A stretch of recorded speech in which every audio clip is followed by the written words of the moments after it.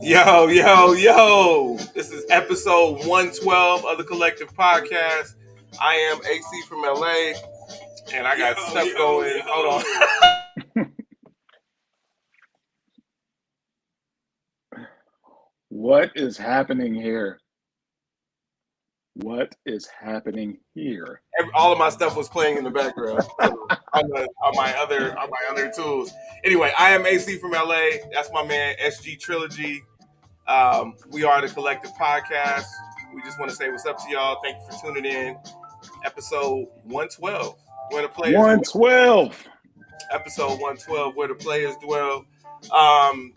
Sam wanted to start it a different way. You know, I'm usually really hyped up when we get started, but we went with Umi Says instrumental by Mos Def. Shout out to Mos Def. The instrumental wasn't easy to find, but I found it, and here we go. So today, we definitely have one guest, and we might have a second. But this first guest is on short time. So we're going to go ahead and bring in Edgar DeLuna, a.k.a. Edgar the Barber. He's going to talk a little international football with us. So without further ado, we change the play, drop Edgar into the mix. What's up? What's up? Edgar. What's up? What's up? All right. So welcome to episode 112 of the Collective Podcast. Edgar is my barber of record. I don't use a barber right now and haven't I think I did like twice in the last few years, but he's my barber of record, and he watched me launch this thing. You know, he watched when it was all a dream. He saw it back then, and then he saw like the progression of it, and at times the regression of it. But yeah, so you know, here we are.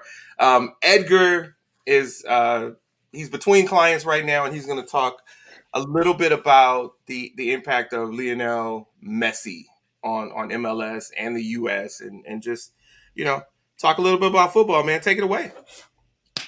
Hey, man. First of all, thank you for having me on here. You know, it's a pleasure. I know you've been doing this for a while. It's going really good for you. Man, Leo Messi, what can I say about the guy? He's in my opinion, he's the best player to ever play the game. So he's arguably the best player to ever play the game. I'll leave it at that without arguing. Okay. What he's doing with the game coming out to the States, in my opinion, I feel like the States can be one of the best leagues in the world. I feel like they have the potential. They have the potential. I'm not saying they are now. The level of the game, I'm not saying it's nowhere near what it is in Europe. But I'm saying what the States have to offer players and you know, all that stuff, you know, where they live and all that money, it has potential. Lionel Messi moving over to the States is huge. Yes, it would have been a lot better if he would have came 10 years ago, but Leo Messi now can still play at least 3-5 years in Europe. Mm-hmm. You know, him coming over here is big. It's big. It's like you can already. I know you mentioned it before. His ticket sales went up. It went up. You're talking about a team in Miami that are in last place. Mm-hmm. They're in last place in the league right now. Right now it's called the Leagues Cup. Right now they're in the Leagues Cup. It's a tournament between MLS and MX. So they're just doing like one of those things right now. But they're in last place in the league. But you already seen from 3 games he's had. He's had 3 games. 3 games. He has, believe, 1, 2, 3, 4. I believe 5 goals. He has 5 goals in 3 games. He ain't gonna stop. This dude ain't gonna stop. I think I seen somewhere reported that he's not the top, but he has no goals yet. No goals. First place guy has, I believe, 12 goals. He has 12 goals in the league. They already have him for the season. For the season, he's got 12. For the season. Okay. Yeah, because he still got to come in, and I think they have like I don't know if it's 15 games left or 10, somewhere around there. Mm-hmm. They're already kind of betting on him having the most goals. Wow. Hey, you know what I mean? Edgar, one of the things we talked about last week on episode 111 was just the imprint or the footprint of Messi being here in the States now. And I think that, in order for the sport to really catch on in the States, the MLS and the powers that be have an opportunity to really attack it early on, where they're introducing kids in cities to the game, so that the game can really catch on here, because it starts with youth. You can go to any city across the U.S. and you'll see youth football leagues, you'll see youth basketball, baseball, and so those are typically the pillar in terms of sports that are available. But if we can introduce kids to this game earlier, and when you have these personas, these athletes that are larger than life, introduce it at that level, because kids are going to automatically be drawn to him. I think we are onto something, as you said. Well, the first step is big stars coming to the States. Now, the equal step is the youth coming out and playing. So that's where it gets a little political. That's where it gets a little bit crazy, because, I mean, you guys know soccer is the most popular sport in the world. In the world, it's the most popular sport. So why is that? Why is soccer the most popular sport in the world? Because in other countries, kids just pick up a ball and play. Mm-hmm. It's free. It's not expensive. They just play. Why do you think there's so many great Brazilian players? Why do you think there's so many great Argentinian players? Because as little kids, they play. And once they see the talent, they're taking off to Europe. They're taking off to these leagues because it's important over there. Here in the States, I think they've tried doing it the way they do MLB, football, and basketball, where you got to go to college and you got to do all these things, and then you got to get in. Well, by that time, you got all these really good players drop out, because let's be honest, a lot of kids don't even like school, and unfortunately, that's just the truth, that some of these kids don't want to pursue the educational level, but they should. I see the reason why they're doing it. They should, but they don't. So, and again, I think the United States has potential to be one of the best teams in the world. They just lose out a lot of players in that process. Okay. Because I feel like you're talking about the United States that have so many different types of nationalities in the U.S. You got Brazilian, English, Mexican, you got everything in here, and they're all American, and they can easily play for the league. I mean, for the team, and make that team better. And then that's gonna want, just like the women's national team, they're one of the best ones. So you have all these little girls, young girls, looking up to that team because they're a good team. When you win, you get looked up at. When you don't win, you kind of get looked the other way. So if United States, the men's United States team was to get better, a lot of little kids will look up to that team a lot more. So it has a lot to do with, yes, bringing stars, but also has a lot to do with making the league. And I think it was Zlatan. He said it best. He came to play with he played at Galaxy a couple years ago, and he said he tried having his boy play. It costs so much money to have your little boy play in a club, a competitive club, that it makes it unrealistic for that single parent, that parent that's just making it, that parent, those parents that are just, they don't got the money for it. They're just not going to do it. It costs way too much money for them to put their kids into the school, into the club.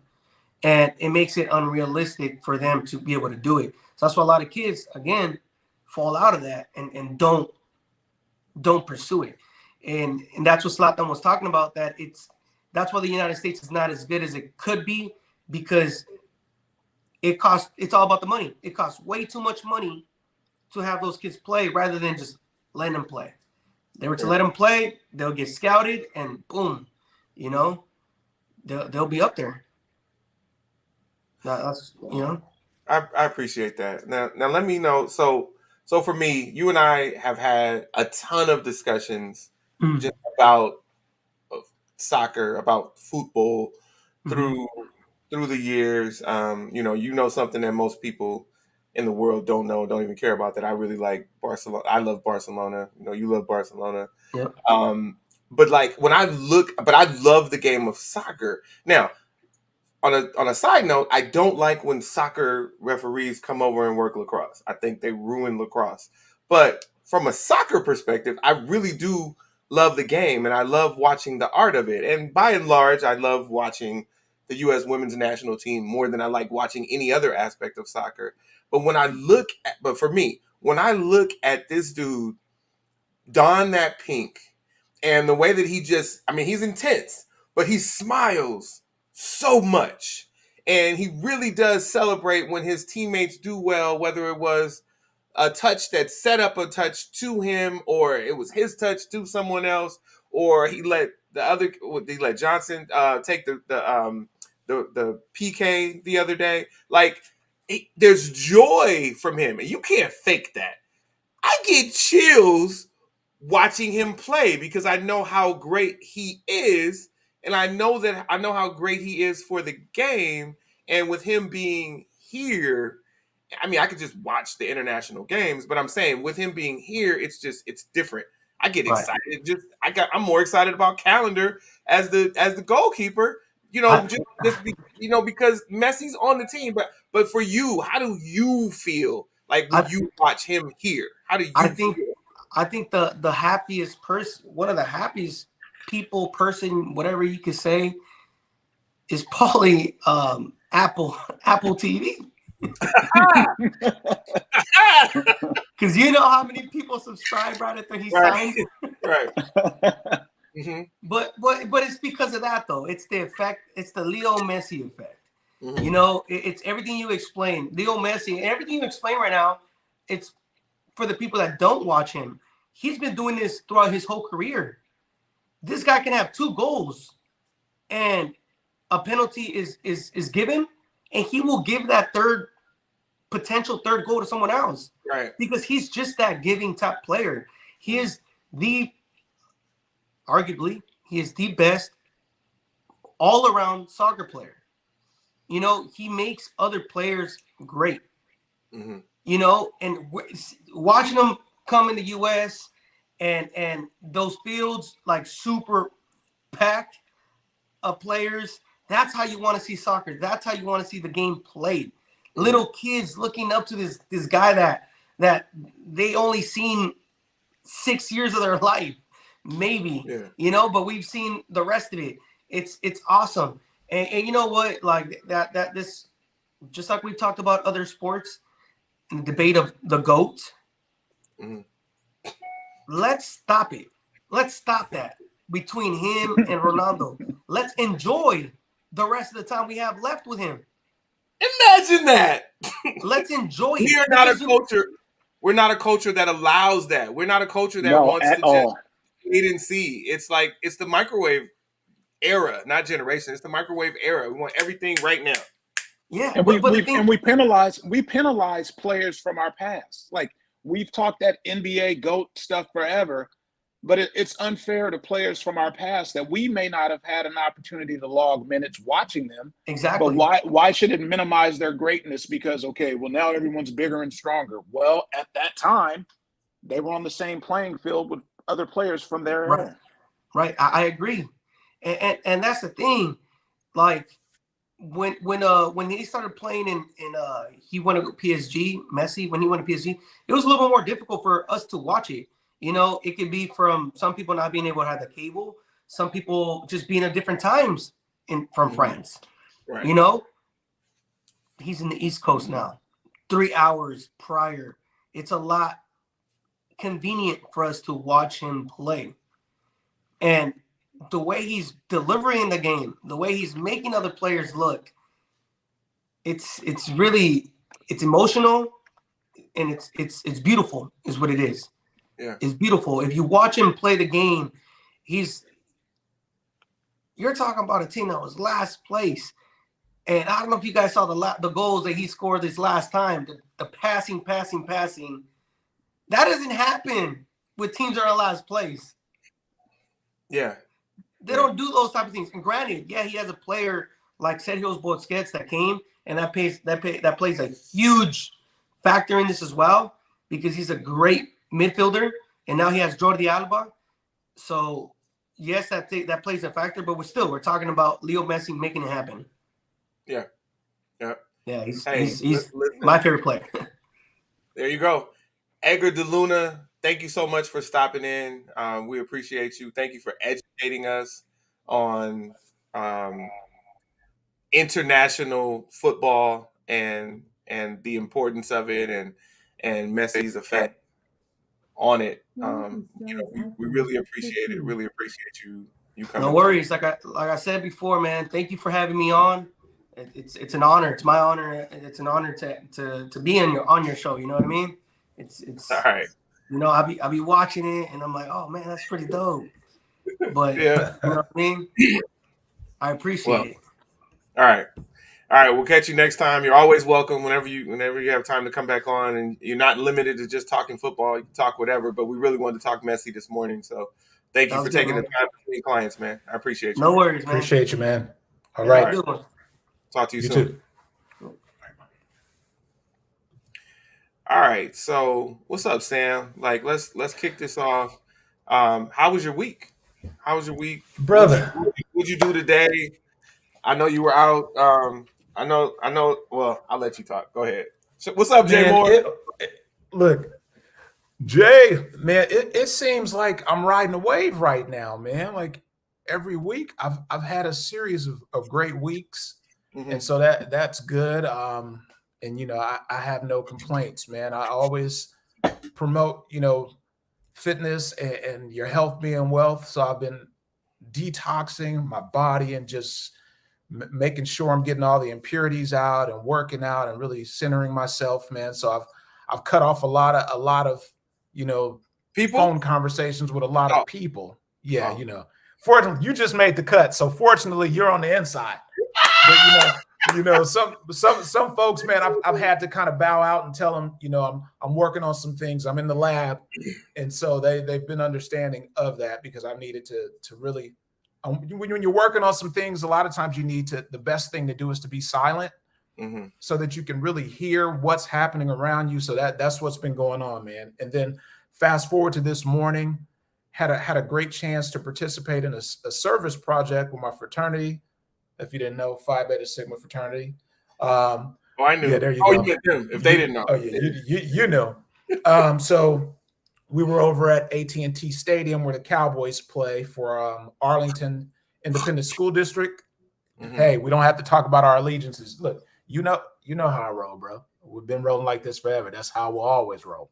But so went there for a service project to distribute back to school supplies. Man, something's wrong with your screen. I think someone's hacked you or something. So to distribute back to school supplies for kids as they prepare to start school in the next couple of weeks. So that was great. Over 12,000 families were registered. So to be able to have an impact and to really participate and be a part of that, my sons and I, we were up 5:30 this morning over at the stadium, which was great, man. So now we're here, excited. We kind of changed the format this morning, you know, with our guests jumping on from the top. But back to you. How was your week, man? What major things happened in your week? Yeah, man. Thank you for asking. So this week was, you know, it's my week without Kayla, but it's also the week before Kayla goes back to school. So I had to do some daddy things like get her school clothes, get her school shoes. There's a list of school supplies that are required for kindergarten at her school. And so I went and got all of this stuff, got it all done. And then, the school supplies are for her classroom. So I let Brianna know, hey, I handled all the school supplies. You don't have to do any of that. So that felt good. I'm really excited about Kayla's first day. I bought her a chalkboard last year. That's one of those where you fill in, your name and what grades you're going into, or which, it says first day of school. So, I gave that to Brianna because Brianna's going to drop her off on Monday. And I also got her a t-shirt that says, this is my first day of kindergarten. So I took that by Brianna's yesterday. So she's going to wear that. And then I bought her some shoes that actually match that shirt. So she can either wear Brianna's shoes or the pink Pumas that I took over there. But I'm excited about Kayla starting school. So, and I've handled everything that I needed to handle outside of just getting some groceries to, for her lunches. I already have stuff for her dinner, but lunches for next week. So I have to do that. I'm excited about that. And then I did a lot of stuff for my businesses this week. And so that was exciting. I've talked to Sam throughout the week, and I'm working on my virtual assistant agency, and then also working on the latest iteration of my credit repair, which is the do-it-yourself credit repair course. And so I was doing things for those launches, which are going to come this coming week. And so it was a super productive week. It was the final week of this men's lacrosse league that I work. So I got a chance to hang out with Javon, Sam's frat brother, Javon Moore, on Wednesday. And that's always fun. Like, Javon cracks people up, and he be out there heckling. He will heckle. Don't miss a shot or miss a pass. He'd be like, why did you do that? Like, he's so funny, but they accept him. And it's funny because for the most part, we don't look like them, but they know him so well. Like, it's all good. So shout out to Jay Moore. And yeah, it was a great week. Javon did drop this comment on here, but he's jumping ahead. We are going to talk about that. It's on our list, Javon. So I'm just gonna flash it, but we'll be back to it. So yeah, thanks for asking. Very productive week. I did a lot for like certain things for the podcast too. Just getting things set up. The website went up, and we got the banner with our how you contact us, and just we did some moving and shaking. We both did some moving and shaking this week. So here we go. Edgar talked about the round of 16. Well, he talked about the Leagues Cup, and so I'll just say we're not going to belabor the point. We are now to the round of 16. He talked about Messi Mania. Specifically, Sam's organization did a piece on Messi Mania yesterday, so I'll let him talk about that. And then in the round of 16, Miami is traveling to Dallas to play their round of 16 match, and that's tomorrow. So Sam, I'll let you talk a bit before we go to the women's national team. All right, so Messi Mania. So as mentioned, Miami's traveling here to face Dallas tomorrow at Toyota Center in Frisco, Texas. And the impact that he has is absolutely amazing. The team store that is there, because there is a soccer Hall of Fame there, the team store ordered an abundant amount of Messi jerseys. And as of yesterday, they said they didn't even expect to make it throughout the afternoon with Messi jerseys there, because just the demand for them. And then tickets sold out literally within the first hour once they went on sale at 11 a.m. yesterday, which is crazy. And man, I can't say it enough. One of the things with Messi, as someone who's a veteran, a seasoned vet, when you see him play, he's still excited like he's a kid. And that's one thing, like, and culturally in American sports, you see the guys that are more established, typically we're so cool that we're not really excited because we're cool and this is just what we do. But when you see him light up and he looks like a 5-year-old kid that scored his first goal ever, that's what I think people, outside of his talent, I think that's why people feel that they can relate to him, because he's so excited and so passionate about it, man. So, we've talked about it before collectively on the podcast that, we wish him nothing but success. And we think that he's definitely, a blessing for the game here in America now. Yeah. Beautiful. Thank you for that. All right. So we had, we have, there's a whole, anyway. So the women's national team is in a little tournament, a little small tournament called the FIFA Women's World Cup. It's not a small tournament. I'm kidding. It's obviously the biggest tournament in the world. In some regards, people hold it in higher regard than the Olympics on the soccer stage on the women's side. So the U.S. women's national team are ranked. And by the way, did you hear him say Miami, the team are? That's how we talk in soccer. But if he were talking about the Yankees, he would have said the team is. So he knows how to, move between. He respects how we talk about soccer programs. But the U.S. women's national team are the number one team in the world. And while they didn't lose in pool play, they tied twice. And they tied twice unexpectedly. And therefore wound up coming in second place in pool play in their group. And hence have to play someone that's almost on their level in the round of 16, which is the first match of the knockout round. So they have to play Sweden, and Sweden should have been like a Final Four match or maybe even a finals match. But I'll look at it a different way. But Sweden have to see the U.S. women's national team in the round of 16. So that's really going to show something to whichever program comes out of that. Like they will be very, very, very battle tested, coming out of that match. And it was really, I watched all the matches and it was a lackluster group result. I won't say it was a lackluster effort because they say that they played as hard as they could. But by and large, they just, as a group, they weren't in sync. No pun intended.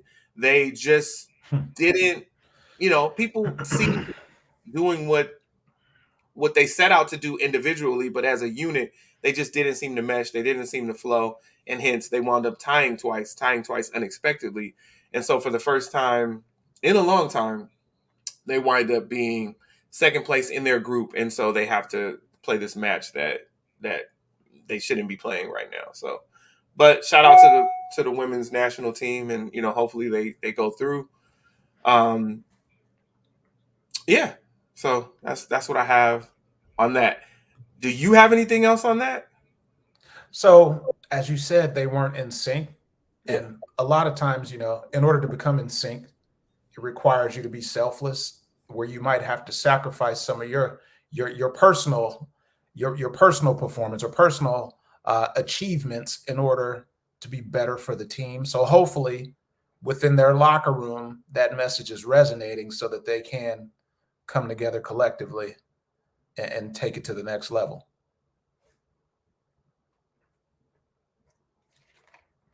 And that's, that's that with that. Gotta be. All right. So, all right, Mr. Moore, and he and I were talking about nicknames the other day. When we were working lacrosse. And, from UCLA, people call me Thank You, people call him Jay Moore.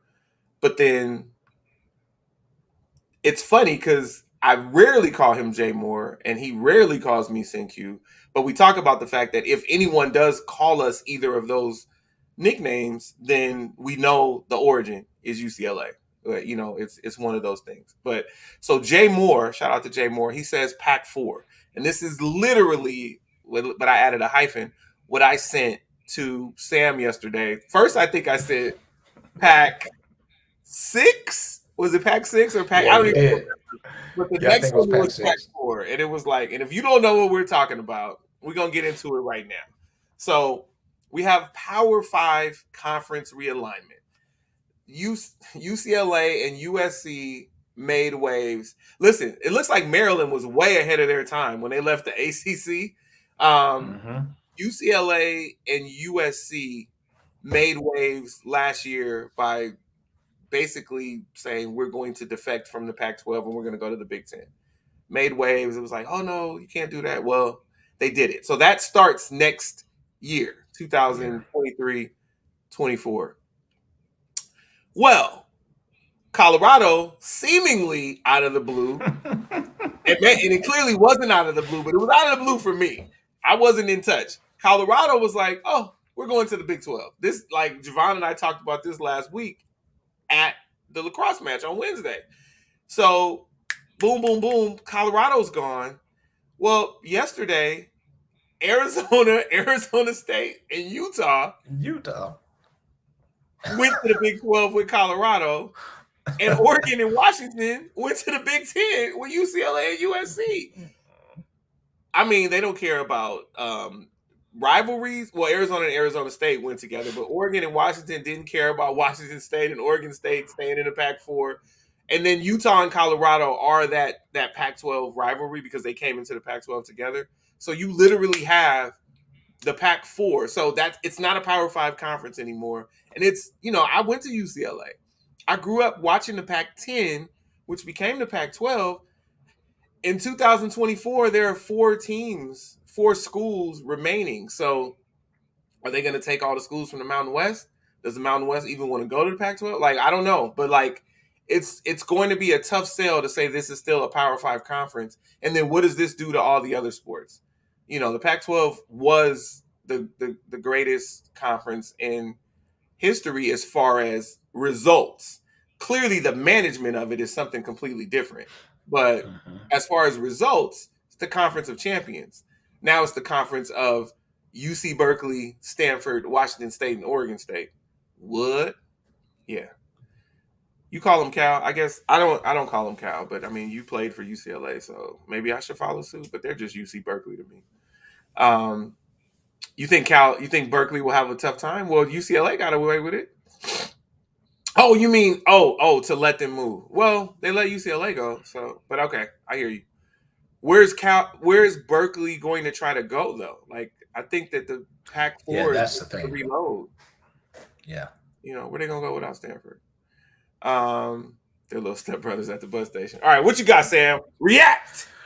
Man, the conference, we might as well, as opposed to calling it Pac-4, the conference is packed out because the conference has absolutely nothing right now. It's gone from being, and yes, I know we'll have all the fans of the SEC and the ACC when it comes to talking premier, but they've gone from being premier conference to now an afterthought, which is terrible. One of the things we talked about, which I'm very passionate about, is when we talk about 2 words, student athletes. And that word, those have been debated for years, but now we're going to see even more of a divide because the travel schedules for these student athletes, that's going to be difficult with the realignment of conferences. When you are coming from California and you're traveling, say UCLA is traveling to Michigan, and you're traveling to all these schools that are in the Midwest, darn near Northeast, that's hell on the students if you do intend for them to be student athletes. Now, if we're just going to call it, all right, they're athletes, and that's an athlete that represents a school, and take the student part out of it, I think what's becoming increasingly dangerous is the fact that we're not, as you mentioned, rivalries. Yes, okay, when you have UCLA and USC both leaving, okay, their rivalry will still be intact.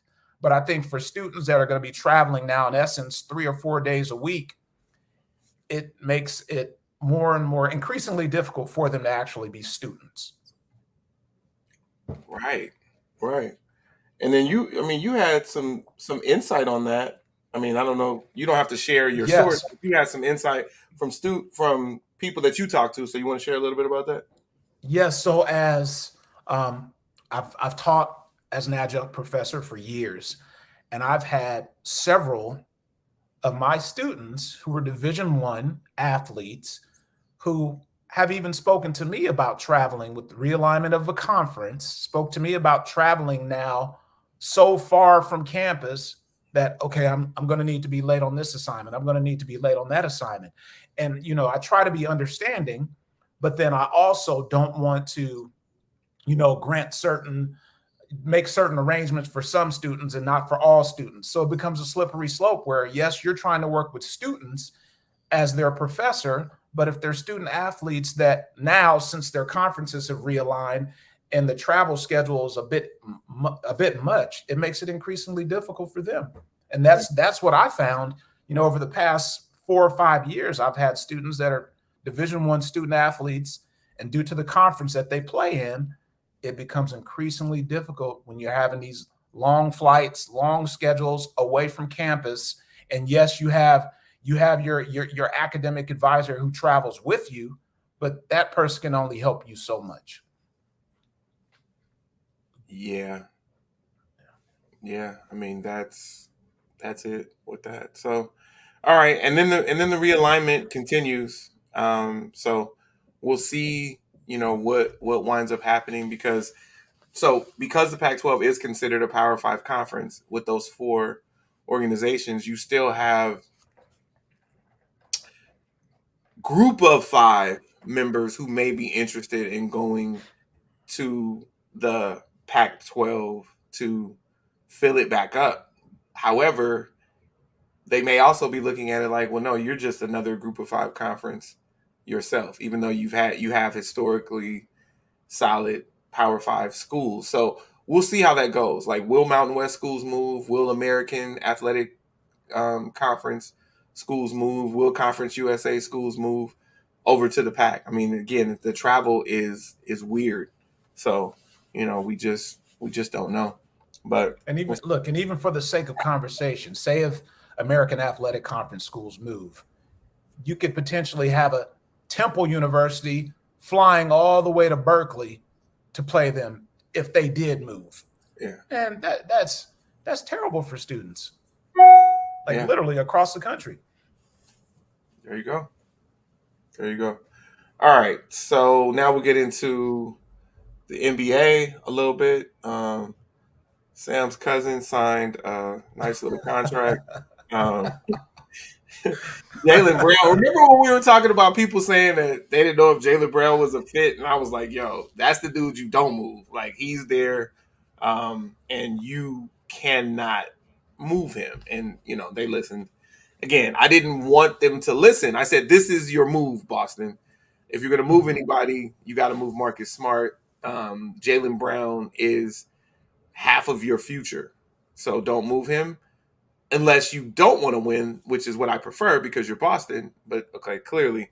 So, $304 million. At this point, the richest contract in NBA history. That's a 5-year deal. And this gentleman who was actually working on something at MIT when he had the press conference at the MIT Media Lab, said something specific that he'd like to do now that he signed this contract. And I know Sam's pretty hyped about it, so I'll let Sam, why don't you share what Jaylen Brown wants to do? So the great thing about this for me is the fact that, millennials catch a lot of flack.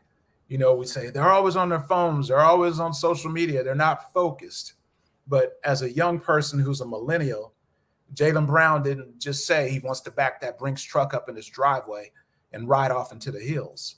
He talked about the importance of bringing back Black Wall Street, bringing back economic relevance, economic independence in communities of color, specifically Black communities.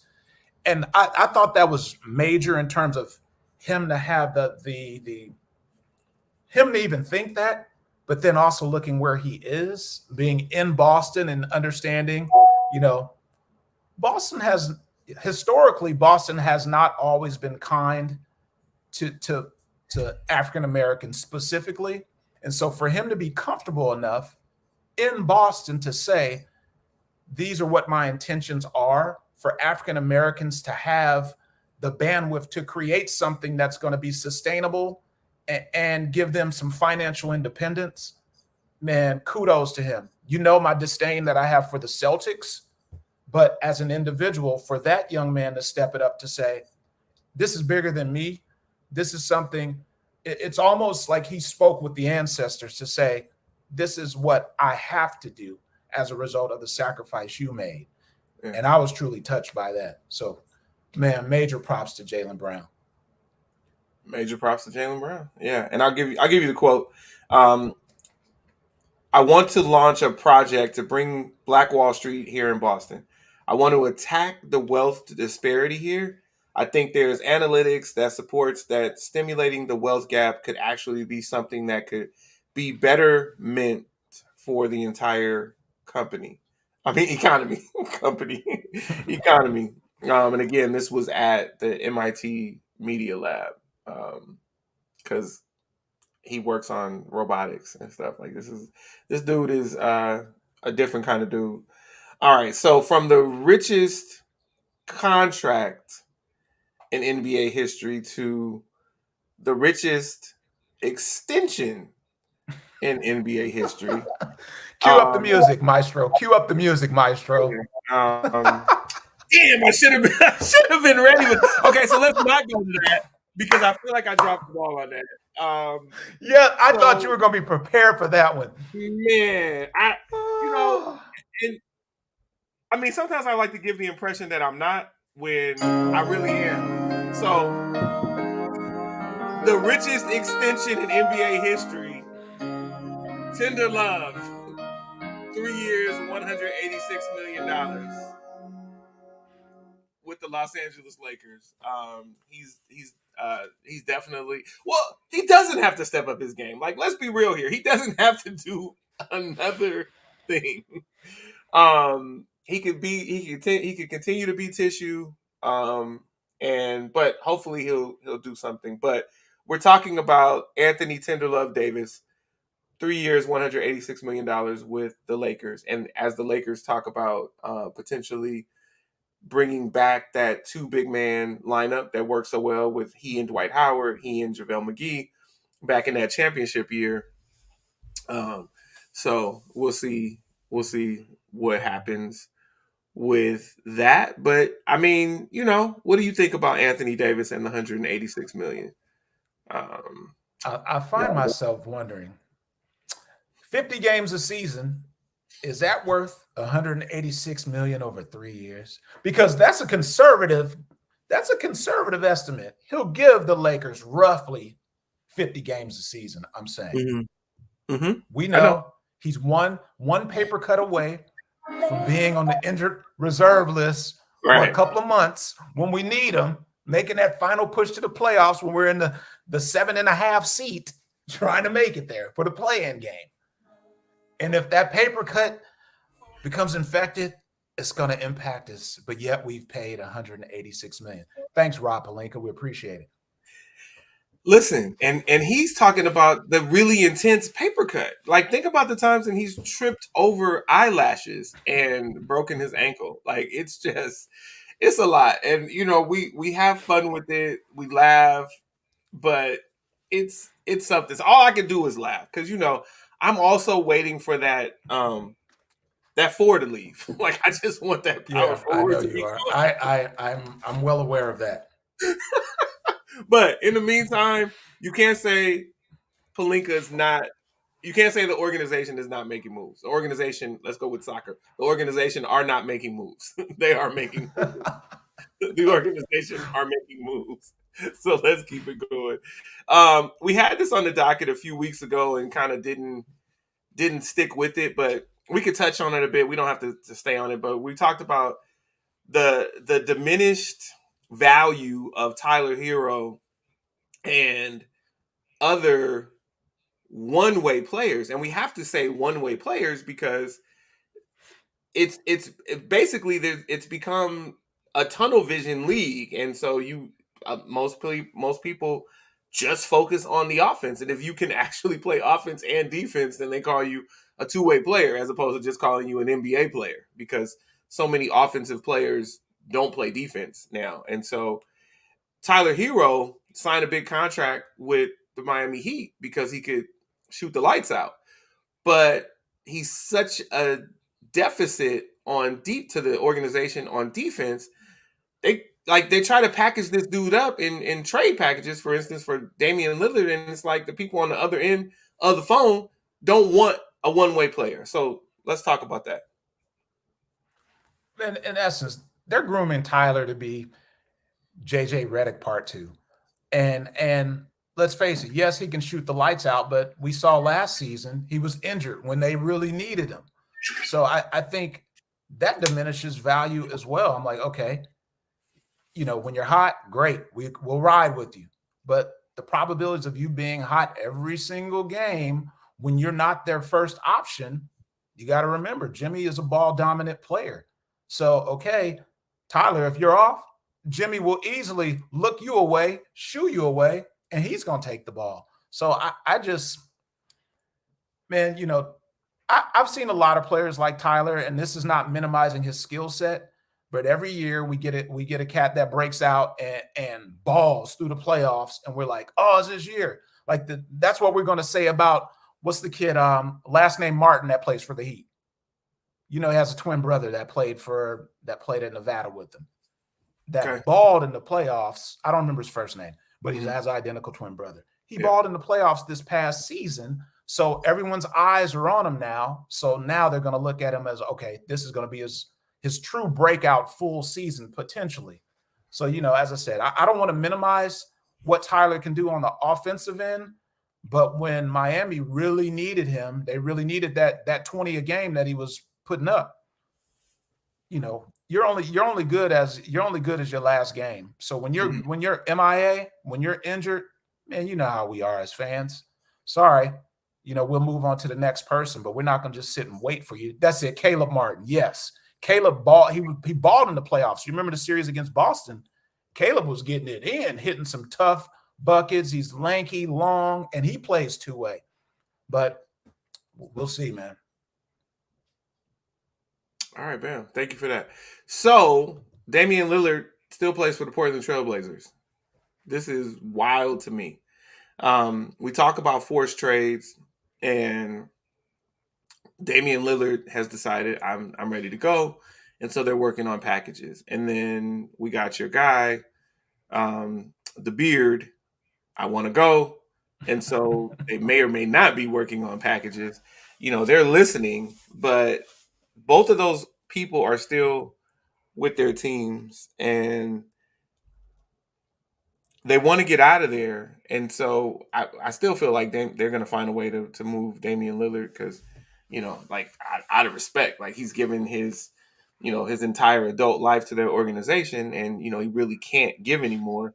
It's not the same for the Beard. He just got there and things didn't work out as far as he's concerned. So he wants to go. But tell me what you think. On opening night, is Damian Lillard in a Blazers uniform and is the Beard in a Sixers uniform? All right. So with Dame, I think that Dame's moving him is difficult because I don't think there's any way we'll see Portland move him just a trade between two teams. I think a third team would have to be involved to even make that work because for Dame, you're getting so much. And I really don't see Portland wanting to simply let him go for bargain basement prices. I think Portland's going to, if you're letting Dame go, you're going to pretty much ask for 3 to 4 players to fill Dame's spot because Dame is just that guy. So with him, I think that's going to be a little bit more difficult to move him because, as I said, it's not just a transaction between two teams. I think they're going to have to get a third team involved to get creative to make something work. Now, as it pertains, and Dame is still, his trajectory is still, he's still moving up the ladder in terms of his skills, in terms of his growth in the game. And he's been bringing it, but Dame still has another gear that's going to take him to that next level. Fast forward to Harden, the Beard, we've seen him. We know exactly what he's going to give us. We know in any system that he's in, he's going to want to do what? Run ISOs all the time. And if I'm a GM with any team, a top tier team that's almost there, not quite there, but almost there, do I feel that James Harden is going to make me better? Or do I feel, because most of these top tier teams, these are teams that play in transition. So we already know if ISO slows down transition because he's going to rock you to sleep as soon as he gets the ball. Boom, boom, taking his time when that's slowing down transition. So I don't know if I'm a GM for a team that's almost there but not quite over the hump. I don't know if I'm going to commit to bringing in James Harden, because James is going to get his, but I don't know if everyone else on the team will be able to eat as well, because James wants his, but I don't know if that's really important to him for the rest of his teammates to get theirs. Okay, so I appreciate that. And now I'm going to take you to the pop quiz. True or false, James Harden will shave his beard before he retires? Oh, that's false. That's a declaration by SG Trilogy that he will not win a championship, because he declared back when he was 4 years old that he would not shave his beard until he won a championship. And he's no closer. He's no closer. That's not happening. That beard's not going anywhere. Sorry, buddy. Womp womp womp. Yeah, not happening.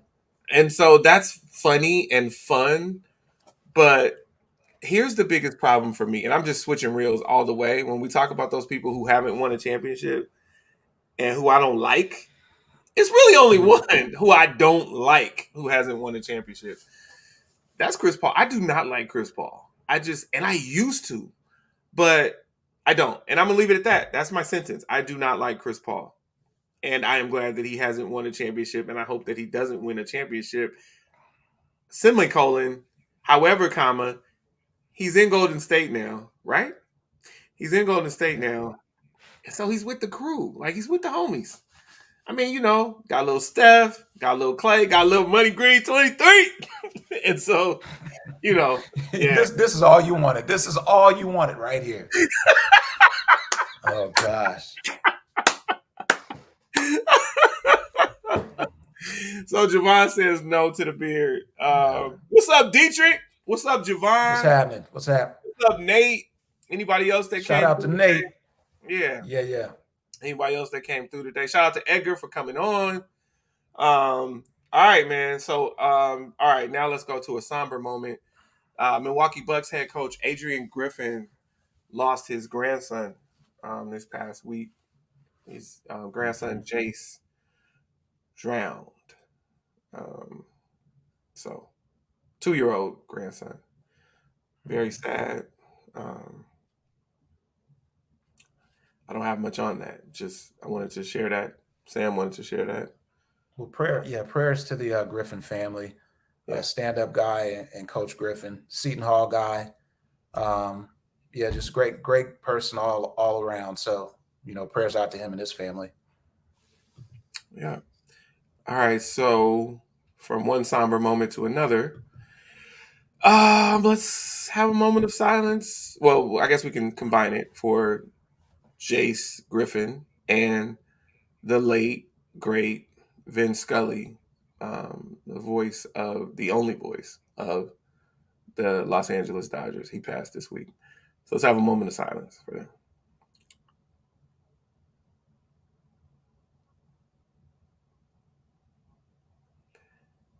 When you look at Vin Scully lived so much longer than Chick Hearn. It's wild. They came up together. They used to be homies. And you have the voice of the Lakers, you have the voice of the Dodgers, and it's for both of them, it was like by happenstance that they became. Let's just talk about Vin. It was by happenstance that he became the actual just voice of the Dodgers, and then just legendary. But you wound up in a situation where you just wanted to hear his voice. I spent most of my life as not, and I know I'm saying this grammatically incorrect, but I don't care, as not a Dodger fan. But I loved hearing Vin Scully. I just always did. Like, I got chills. And then, in the days when I really had time to be a sports writer, I spent a lot of time up at Dodger Stadium, and I could just sit at the table with Vin Scully and talk to him. Like, we had a pregame meal. I'm talking to Vin Scully. I did it a couple times with Chick Hearn, but I did it a lot with Vin Scully. That was amazing. Kind of like sitting with like a legendary journalist, Brad Pye Jr. I did that a million times at the Forum and at Staples Center. But yeah, Vince Scully is gone, and prayers to the Scully family. What was he, 94? 94 years old. Yeah, I think so. And so it wasn't a surprise, but still, he finally stepped away from the Dodgers last year or 2 years ago. It's foggy, but fully stepped away, and now he passed away. So prayers to the Scully family. Trade deadline for Major League Baseball. I was so excited to watch MLB Network on that final day of the trade deadline, and watched. Oh, the Dodgers are making. They're finalizing details of the Edgar Rodriguez Hernandez deal.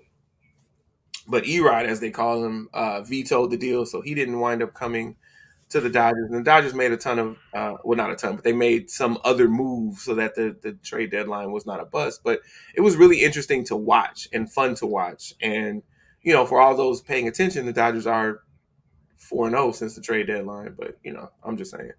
And everybody that they've picked up has contributed, not just at the trade deadline, but in the final week, including but not limited to our good friend Enrique Kike Hernandez. Kike. There you go, Kike. What you got about the trade deadline? Man, brother. No, back to the Dodgers before we just get the overall umbrella of MLB. The funny thing is to see two different personalities that are so different between Kike and Freddie. Mm-hmm. And so you see Kike in the dugout popping and all this stuff. And then Freddie's looking at him, and Freddie's kind of stoic and just real conservative, buttoned up guy. And he's looking at him like, all right, let's do it. So to see the fun, and these guys are having fun, man. Right. Which I think is more important. Yeah, there's a lot of pressure because, the Dodgers are an organization that's a win now organization. They're never in favor of, we're going to take some downtime to rebuild. The Dodgers are like, no, we need to win right now. Mm-hmm. So to see those guys with that amount of pressure on them, but they're having fun there. And literally their bullpen has been better than what I thought, because that's with the Dodgers. The Dodgers always have me on pins and needles because the bats don't ever seem to be the issue. It's always pitching and, what are we going to get today? And kind of worried about it. But I really think, as we get closer to the playoffs, I think the Dodgers seem like they're picking up momentum and they're hitting their strides, and I really feel confident. No, I think we're 2.5 ahead of the Giants, so we don't have a lot of room. But I think if the Dodgers just keep looking forward, look ahead, I think the Dodgers are going to be fine, man. I do. Yeah. So I think that our Dodgers are going to be just fine. Our Dodgers are absolutely amazing. And for clarity, our Dodgers are now 3 games up on the Giants because the Giants, they didn't play yesterday. And so we were 2.5 up going into that thumping of the San Diego Padres. And by the way, shout out to my cousin who still doesn't understand or doesn't want to accept the business of not taking Juan Soto last year, but taking I can't even. My bad. I can't remember the guy's name who came from the Yankees, but he was saying that the Dodgers messed up by not getting Juan Soto, and I was explaining to him that they were going to have to give up their whole farm to get Juan Soto, and that wasn't the short term move. They didn't have to do anything to get the guy. I can't remember his name from the Yankees. He just came over, and so Don kept saying it was just bad business, and so I pointed out to him the other day that the Padres are 81-82 with Juan Soto. Mind you, they were 10 games over 500 when he came, and since he came, they're 1 game under 500. So that's something, because that's a whole season, and they've basically been, a 500 team. And that's not to say that he's not great, but they sacrificed a lot to get him. And the Dodgers still have the top farm system. And then he was like, well, they don't. And he was going to come on the podcast this week and talk about it. But he was like, well, they buy. They trade for players just like everybody else. And I'm like, yeah, well, you got to have pieces to be able to do that. So they have this Right. farm system where they can bring people through either to play for them or to be valuable for, someone else. And so shout out to the Dodgers for not getting Juan Soto. Shout out to Juan Soto in general, but also even with his home run last night, they got thumped. And that's the fourth Right. consecutive win for the Dodgers. And then, 5-0 has been in effect, as I like to say, Oh yeah. Mookie! Yeah. Mookie, Mookie. Yes, Mookie's doing his agreed. thing. Um, he's on an 11-game hitting streak, and he's on a 20-game on base streak. 20 games in a row on base. That's tops in the major league. He's got the number one streak. And then Freddie is hitting 500 over like the last 13 Freddie, games. hey, Freddie is Freddie. That's Yeah. why I want a shirt that just says that Freddie is Freddie, because you know what you get out of Freddie, and he's locked down on first base. Yeah, so you look at these top two players. You look at the number one, the leadoff hitter, and then the number two hitter in Freeman, and Freeman is locked down at first base. We have someone who is a perennial Gold Glover in the outfield, and he's chosen to play right field. He doesn't have to play center field. Like, he knows that he could just be one of the greatest.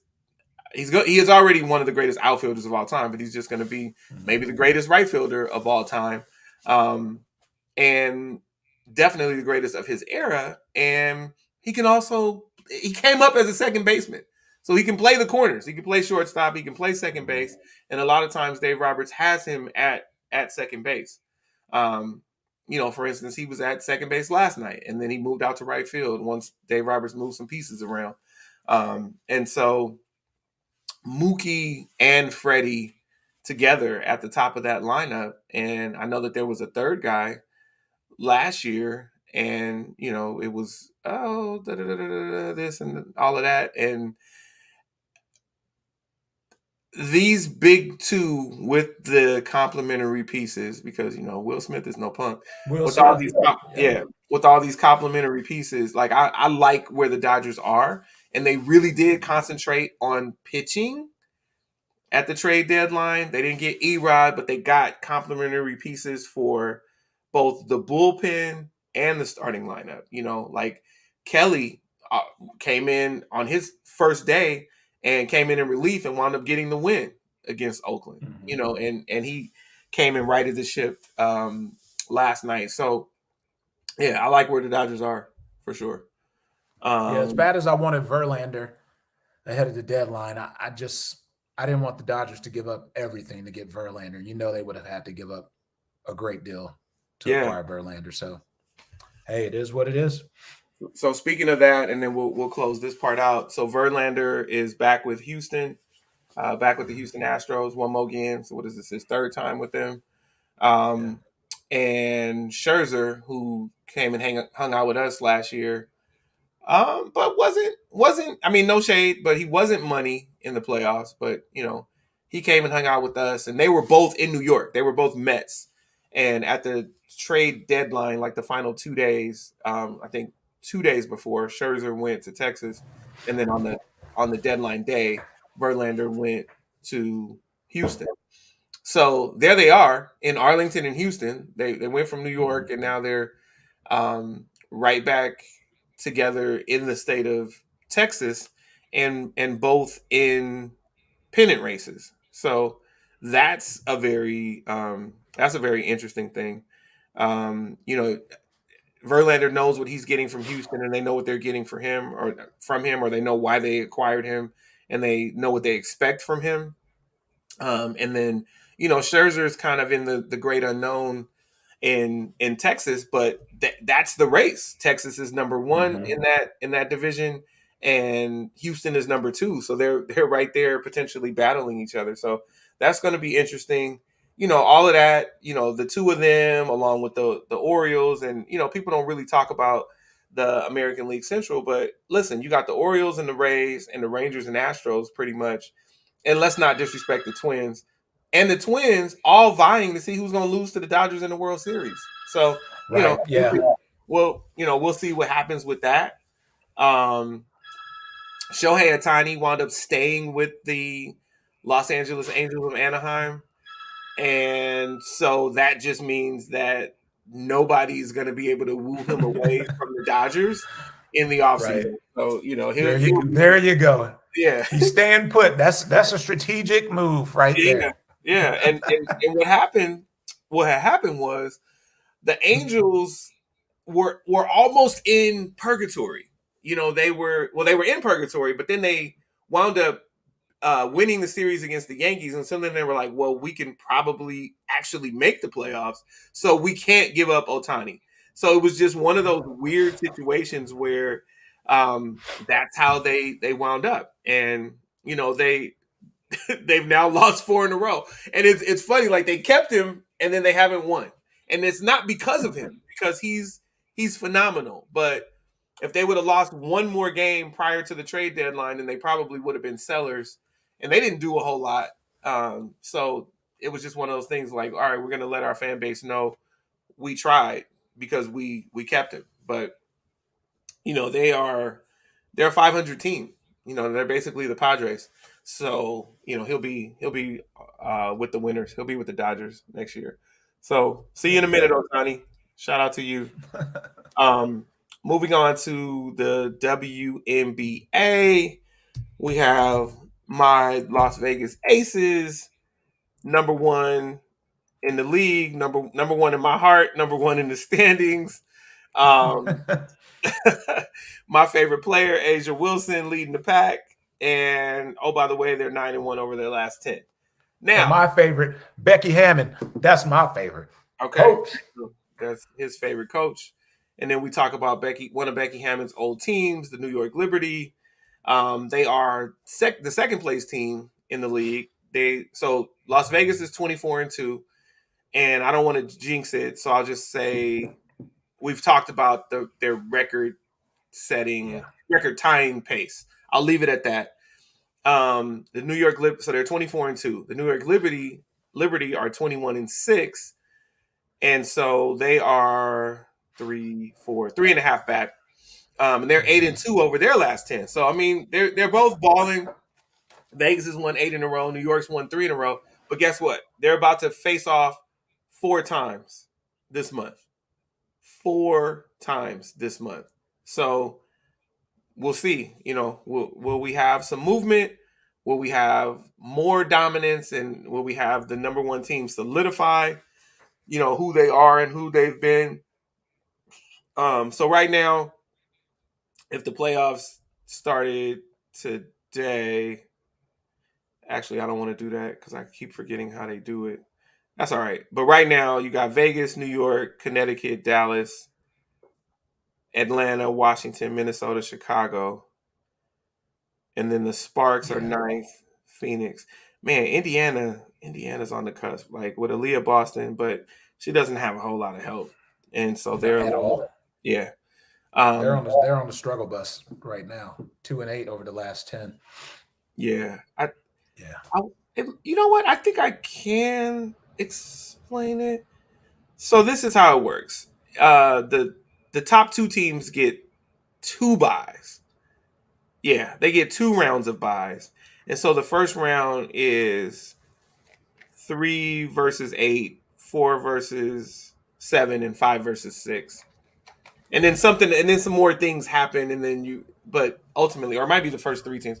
Anyway, it's a weird thing, but you get, if you finish in those top 2 spots, then you get some time off, and you get to hang out a little bit. So there's no doubt in my mind that Vegas should be that number 1 team with the best player on the planet in Asia Wilson and Sam's favorite coach in Becky Hammond. And I guess, I mean, I don't have a problem with that. Like, she's 1 year as a head coach, and she's 1-0 in championships. There you go. She's done a lot for the advancement of the game. And so, shout out to Becky Hammond. And 1999, she played for Colorado State. Well, she played her career for Colorado State. She was the second best player on the Colorado State team that made the Final Four did not make Final Four. That made the round of 16, and that was in Los Angeles. So that was the year that UCLA was a 4 seed.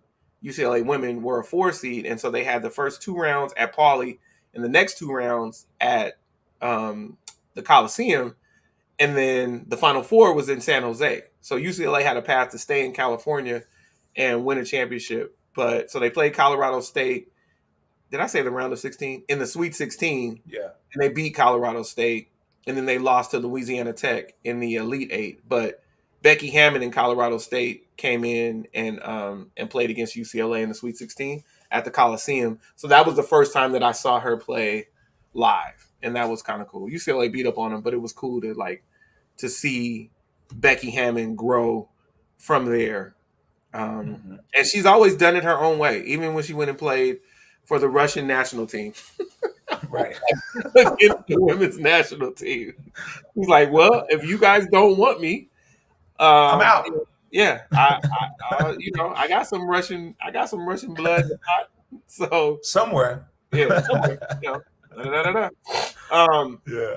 So Bronny James, the week before last, we didn't get to it last week, but he wound up having suffering cardiac arrest during practice up at USC, and he was hospitalized. Well, so they saved him. The medical staff at the trainers saved him in the practice, saved his life. And then he was rushed to the hospital, and he wound up recovering. And so he's out of the hospital, and the USC medical staff have been praised for what they did for him. But when we talk about people suffering cardiac trauma on the field or on the court, like the gentleman from the Buffalo Bills, and now, Bronny James, where, we know that the Bill wants to play again. He says he's coming back. Does this, and then we know, Hank Gathers, does it takes us back to Hank Gathers, right? Where does Bronny James go from here? Give us your thoughts on it, Sam. I really think so.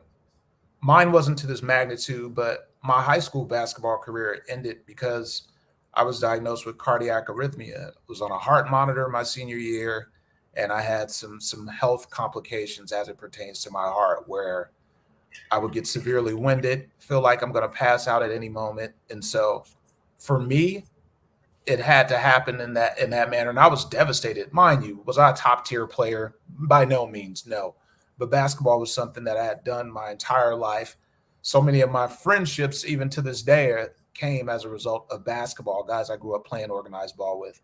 So to hear this happen to Bronny, a young man, that good quality young man, comes from a great family, you can only wish a kid like Bronny the best. And I know we have so many people that are LeBron haters, but it's bigger than that, because, this young man is pursuing his dreams, whatever those dreams are.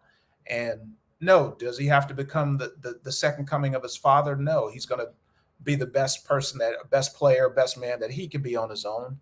So, I wish him nothing but the best, but Bronny and his family have to make the decision that they feel is best in terms of, you want to still have a certain quality of life, and with a certain quality of life, you have to be obedient. So whatever his doctors are advising, I think it would behoove him to be obedient to that, to ensure that he's going to be here, to have a life, because, the game is not big enough where you should sacrifice your life, especially if you have some potential health complications as it pertains to your heart. I know you mentioned Hank Gathers, and I often reflect upon remembering his last game at Loyola Marymount, and when it happened, when he collapsed, and just seeing that replay over and over again, and the hardship that his family had to experience replaying it. And it even changed the trajectory of his family, because he was going to inevitably he was going to be a lottery pick, NBA lottery pick. And then when that happened, it just all came to a crashing halt for his family. Also, I believe remember Reggie Lewis with the Celtics? He was another player that he was phenomenal in his career. But then when that happened, We didn't know it was going to happen. And that's how a lot of times with heart health, you don't know anything's going to happen. You come from a family that's healthy. You look at the history of your family.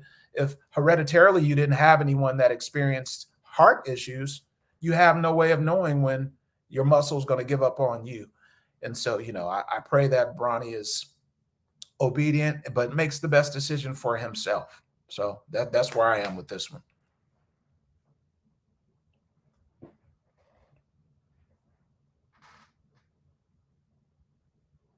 Sorry about that. I was setting up the next thing, and so I couldn't unmute. Yeah, thank you for that. And yeah, I think that that's important. It's important for people to note that yeah, I'm not a fan of LeBron James on the court, but I respect what he's done on the court. And then when it comes to like all the things that he's done off the court, like shout out to LeBron James. And if you don't like LeBron James, that's one thing.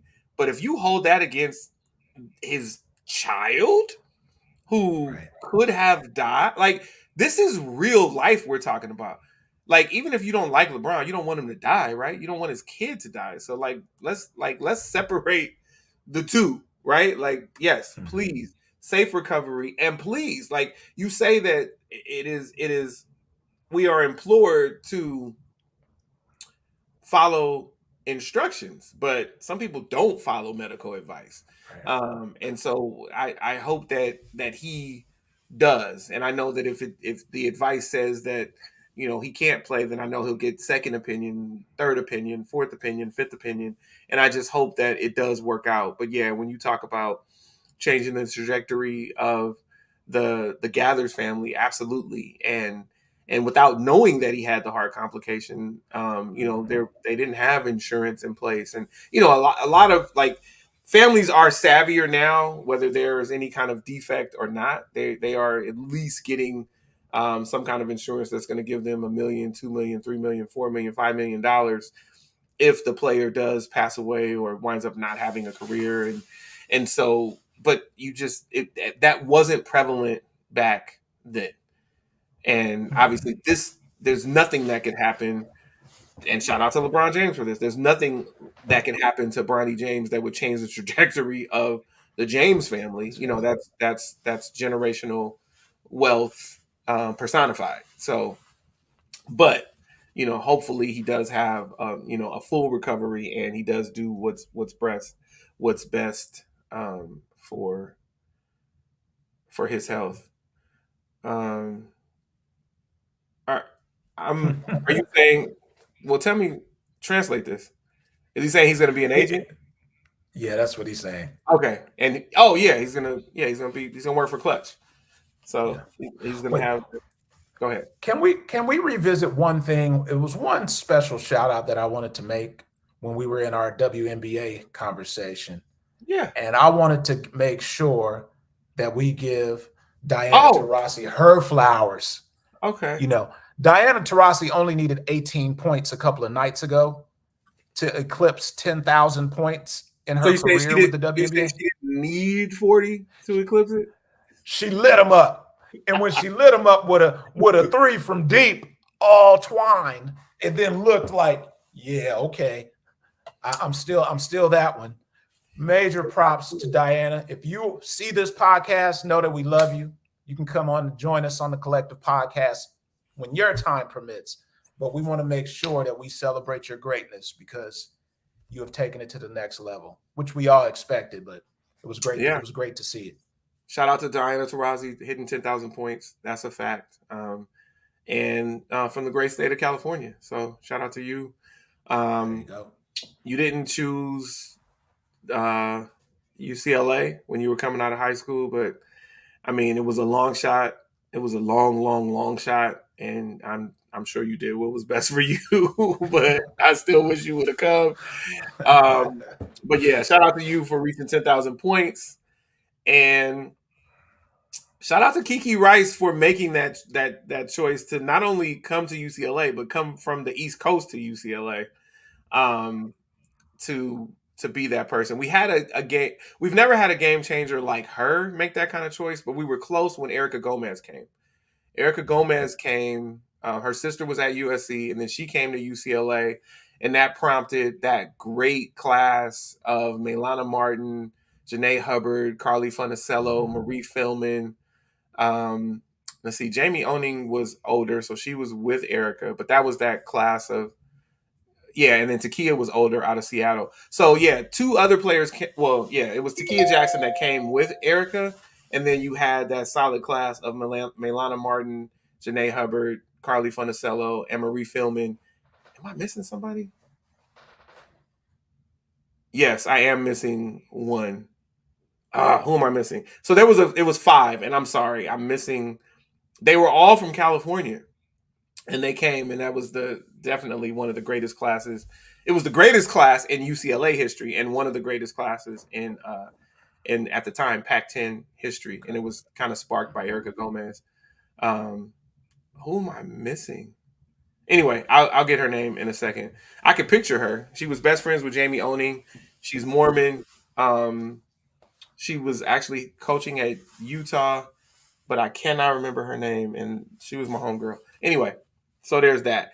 And then also shout out to Alyssa Thomas and DeWanna Bonner, who are teammates on the Connecticut Sun, and now they're engaged. So we've never had that before that we knew about. That you had teammates in pro sports getting engaged, but now we have it. So we wish you the best. Yeah, absolutely. Connecticut Sun, third place in the WNBA. Yeah. All right. So this brings us to I just want to play a little bit of. Damn, I thought I had it queued up. Anyway, all right, I'll play it later. So we're gonna skip one and we're gonna go to Hall of Fame snubs for the NFL, and I know that Sam's pretty passionate about some of these guys, and I know that the number one on our list, this particular list, I don't understand it. Like this dude, just anyway. All right, Sam, Pro Football Hall of Fame snubs. Talk to us. You want to talk snubs or you want to talk who's there? Because I'm happy. I'm very, very happy about one person who posthumous has been inducted into the Hall of Fame, who has been overlooked for years. And you know my passion for HBCUs as an HBCU alum. So when finally Ken Riley, former coach of Florida A&M, former AD at Florida A&M, played in the league for years, to see Ken Riley finally get the nod, that just brought me so much joy, man, because his family has been waiting. I have friends that played for FAMU back in the 90s that were coached by Coach Riley, and they've shared so many colorful, funny stories. For those of you that have ever attended an HBCU and been a member of any athletic programs at HBCUs, those relationships are often like your coach comes across like your uncle. He'll curse you out, but in the very next moment, he'll hug you and love on you. So when I've heard so many funny, passionate stories about Coach Riley. And so to see, it's unfortunate that he's not here to actually walk on stage and receive his bust and be celebrated in person. But posthumous, I'm happy that Coach Riley for me was the one that I was like, man, it's about time, because they've talked about him in past years, and it's about time. I don't really feel any way about anyone else except, okay, I will say, no, I'm not a Cowboys guy, but DeMarcus Ware, having met him on several occasions, to know the things that he's doing off the field and to know the type of man that he is, type of person that he is, being a stand-up guy, I'm happy to see him also make it to the Hall of Fame, Pro Football Hall of Fame. All right. Well, so then we'll keep it positive then. So thank you for that. Yeah, like you said, shout out to Ken Riley. So for me, coming up as a big fan of Ronnie Lott and someone who played defensive back in high school, I have an affinity for defensive backs, and you have two of them going in, and one of them that I was a big fan of. I had nothing against Darrelle Revis, so shout out to him, but I was an actual fan of Rondé Barber coming through. Well, you weren't into Revis Island. You weren't into that. No, I'm saying like shout out to him, but I mean I didn't care about the Jets. It's just right. Yeah. I was Rondé Barber was coming through Tony Dungy's system, Right. and so Rondé Barber just it's first of all it's about time. Like this is late, but it's happening. So shout out to him for finally being elected into the Pro Football Hall of Fame. So just I'll go through the list real quick. I won't mention the 4 that we've already mentioned. And so we'll go with Don Coryell, Chuck Howley, Joe Klecko, Joe Thomas, and Zach Thomas, in addition to the 4 that we already mentioned. So congratulations to the 2023, the class of 2023 in the Pro Football Hall of Fame. All right, we had a couple of people join. Shout out to James Montgomery. And this is going back to us talking about Bronny. He said that he knows what he's going through. So I guess James probably has some heart problems when he was coming up, in college. And then Nina joined us. Good morning, Nina. Nina's on Arizona time. Well, anyway, thanks for coming through, Nina. You just got here. We about to go, but thank you for coming through. We appreciate you. All right. So where did you say that Miami?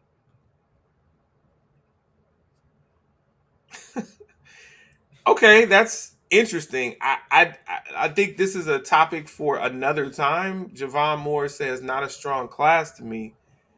I mean, Rondé Barber, Darrelle Revis, DeMarcus Ware, Zach Thomas, Joe Thomas was like, what constitutes? Yeah, I think that is another topic for another day, because what constitutes a strong class? Whoa. Yeah, I mean, and Ken Riley, like Joe Clark. I mean, and the legendary Don Coryell. Like this is interesting, but you're not gonna get us down this rabbit hole today, Mr. Moore. So yes, we will. Why don't you come on and talk? As a matter of fact, come on next week and talk about it. Come on, man. I know you're on your walk at around 8 a.m. and you walk for an hour, but maybe you could delay it a little bit and we could talk about. No, I say just take your walk at 6 a.m. You'll be back home, showered, and ready to jump on. Let's do it. Yeah, let's do that. And you're gonna talk about this weak ass class of 2023 Pro Football Hall of Fame. All right. So where did you say the Miami at Dallas Leagues Cup / MLS game was taking place? It's happening in Frisco, Texas, and they play in the Toyota facility. What is it? Toyota Center, Toyota Stadium. It's Toyota facility in Frisco, which is north of Dallas. In Frisco. It's where FC Dallas plays. I feel like I've heard of Frisco, unfortunately. Frisco is expanding rapidly. Yeah. Yeah, I know. I was trying to set something. Yeah, it is Toyota Stadium. But I lost it. Yeah, I got you. All right, well, we're about to close out, but before we close out, where did it go? I don't know. Anyway, I have something here that we're going to share. A little video.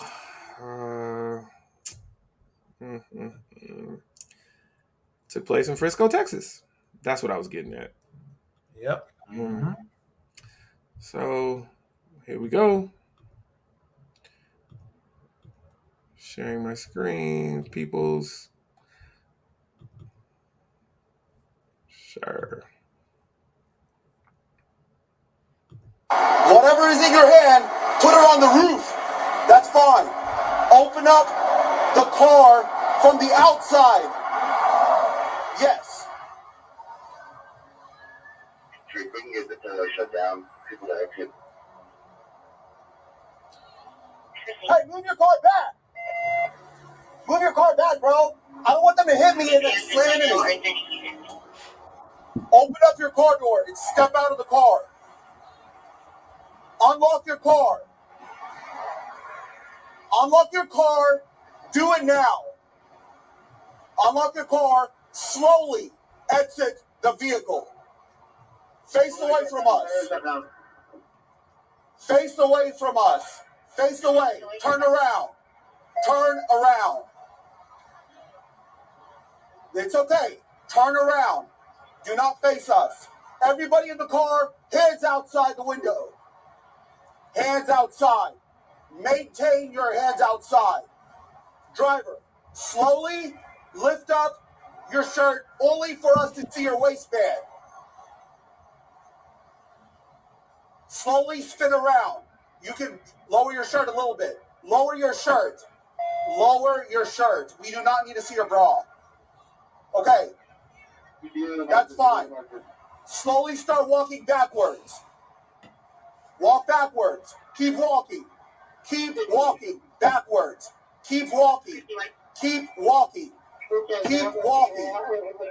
Walk a little faster. The door is shut down.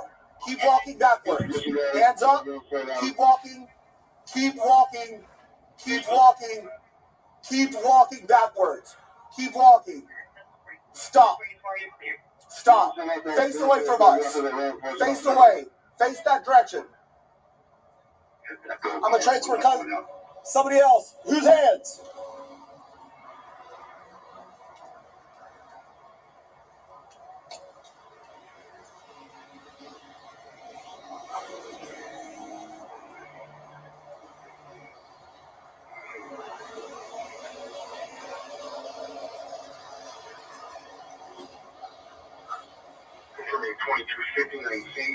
Hey, who?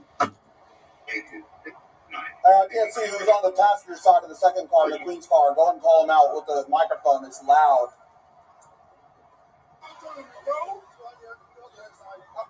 Hey, listen, sir. This is my wife's car. We just in a basketball tournament. Yeah. Man, my son. That's my son. I don't know. Don't worry about it. Listen, bro. We just here for a basketball tournament, bro. We just learned right now. That's why we stopped. Man, don't do this to my son, bro. I'm coming out, bro. Come on out. I don't know. Come on out, please. Can you fit that way or no? I can't fit that way, bro.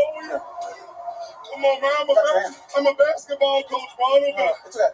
Look at this, bro. No.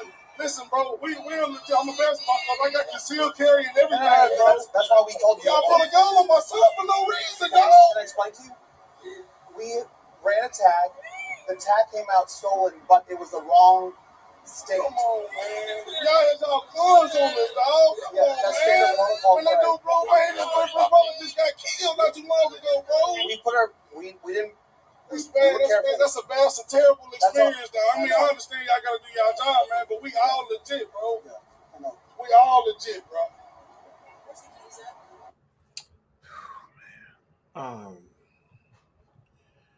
So Frisco police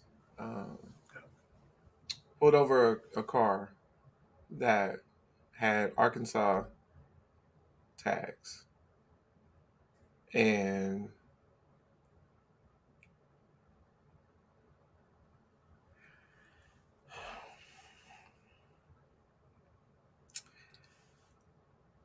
they ran the plates through the Arizona database, and the tags didn't come up because Arkansas is not in Arizona, right? Or Arkansas and Arizona are not the same. The explanation was they messed up the letters, but I still can't do that math because Arkansas is Arkansas. Arkansas is AR, right? Arizona is AZ. AZ. And I could see it the other way, like if it was an Arizona plate and then you ran it in the AR database, but I still don't understand how you wound up in Arizona. Like that's AZ, but somehow they wound up in the Arizona database. Or maybe this is what it was. They saw AR. Yeah, that's what it was. They saw AR and thought it was Arizona, and then ran it through the Arizona database. That being said, this is what happened. Your whole family is being held at gunpoint. The mom is being told to pull up her shirt and show her waistband, keep walking toward me, back up, spin around, got the kid at gunpoint, got the dad at gunpoint, and Actually, it's kids at gunpoint because it was a 13-year-old son and their 12-year-old nephew. okay, so kids at gunpoint. I'm Yeah. sorry, thank you. And Mhm. ultimately, you say, "Oh, we just found out." You just found out that you're stupid. You just found out that this was your entire fault. Go ahead, Sam. What you got, man? And when it's a life or death situation, and by no means do I understand or have I ever been a member of law enforcement? Have I had to put on a flak vest, a flak jacket, and go out and protect and serve? And that's what police are sworn to do. And when in that position, you would need to always, not some of the time, always dot your I's, cross your T's to make sure what you're doing is indeed right, is correct. This family could have lost their lives. And now, so the family, this incident happened last week. The family finally spoke 2 days ago back in Little Rock with their attorney. And the thing that really spoke volumes was when the father, Myron Hurd, he talked about the family still went on because they were here in the Dallas-Fort Worth area for an AAU basketball tournament for their son and nephew. When the father said that his nephew said to him, "I don't think I can finish playing this game." So you look at the psychological ramifications of when that does happen. I'm very sad it happened to adults, but let's talk about those that were truly victimized in terms of the children, because they're going to have their entire lives where this scenario that happened is going to define, in many cases, how they feel about law enforcement because of what unjustly happened to them. And Frisco PD, they put out a release. "We're sorry it was an accident, but we're sorry that's an accident is not enough."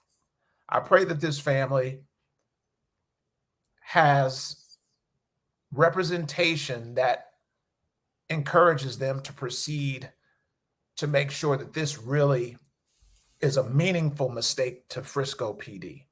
Yeah. And not just to sweep it under the rug, to take a "I'm sorry," because this has psychologically, we don't know what these children are going to experience for the rest of their lives as a result of how this played out. Yes, could it have been worse? Yes, it could have been far worse.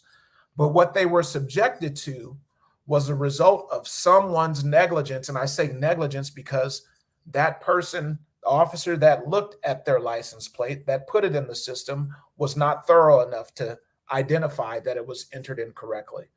So we can't be so fast to give a pass. "I'm sorry." We talked about this last episode.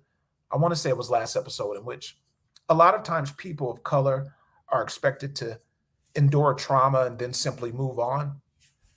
But we have to stop enduring trauma and simply moving on.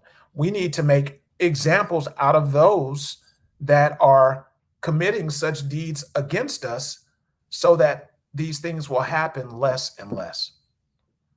Yes. I'll digress, man. That video was, it was definitely disturbing. Definitely disturbing. Disturbing with a V? Damn. Disturbing. Thank you. Yeah. All right. Well, episode 112. Let me bring us back so that we can get into the closeout. So 5, 4, 3, 2, 1. Couple of nice guys who finished first, so nice try, but the prize is dispersed. They say the good die young, so I added some badass to my flavor to prolong my life over the drum. Everyone cools off for being hot. It's about if you can handle being cold or not. It's about whether you can handle being cold or not. Yo, Sam Gardner III. Close out. I'm going to close out with 3 words: live, work, create. Live meaning do all that you can to live your best life.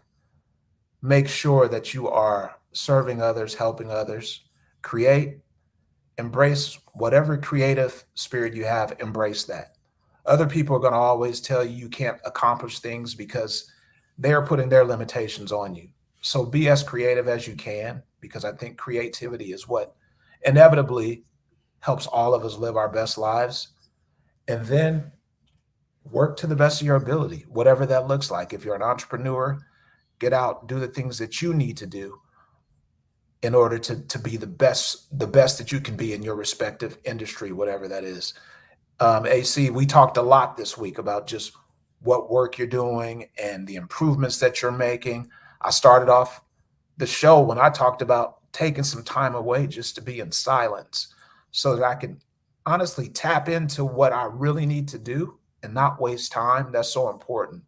So for me, I think we can't focus enough on the importance of living, working, and creating. That's it. Absolutely. All right, brother. Thank you for that. I want to, before I close out, I just want to thank the people that we know came through. Thank you to Edgar, who came through live. Thank you to Jay Moore, who's with us weekly. Nate Anderson came through. Dietrich came through. James came through. Nina came through.